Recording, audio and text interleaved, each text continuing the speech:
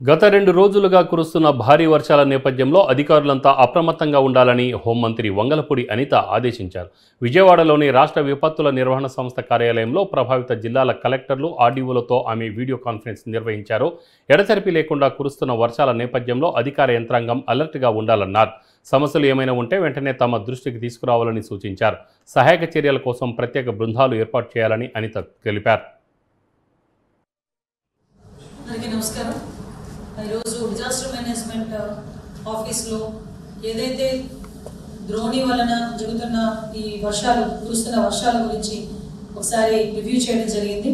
Especially Alluri జిల్లాతో పాటు east, west, అదేవిధంగా శ్రీకాకుళం, విజయనగరం అందరూ డిఆర్ఓస్, డిపిఎంస్తో కలిపి ఈరోజు ఆఫీస్లో కూర్చొని వీడియో కాన్ఫరెన్స్ పెట్టడం జరిగింది. ఎస్పెషల్లీ ఈరోజు అల్లూరు జిల్లా నుంచి కలెక్టర్ గారు కూడా అటెండ్ అవ్వడం జరిగింది.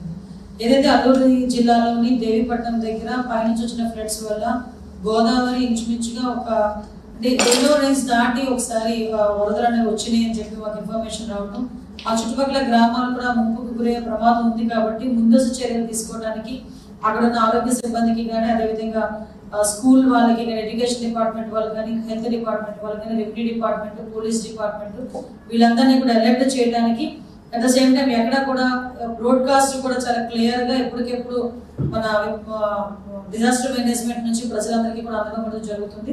ఎక్కడ కూడా ఏ ఇబ్బంది లేకుండా చూసుకోవాల్సిన బాధ్యత తీసుకోవాలని 6 జిల్లాల తాలూకా డిఆర్ఓస్కి, డిపిఎంస్కి కూడా ఇన్స్ట్రక్షన్స్ ఇవ్వడం జరిగింది. ఎక్కడైనా ఏదైనా ఇన్ఫర్మేషన్ వచ్చినా, ఎక్కడైనా ఏదైనా విపత్తు కలిగినా ఎస్పెషల్లీ వాళ్ళందరికీ కూడా ఒక టోల్ ఫ్రీ నెంబర్ కూడా శ్రీకాకుళం జిల్లా, అల్లూరు జిల్లా నుంచి ఒక టోల్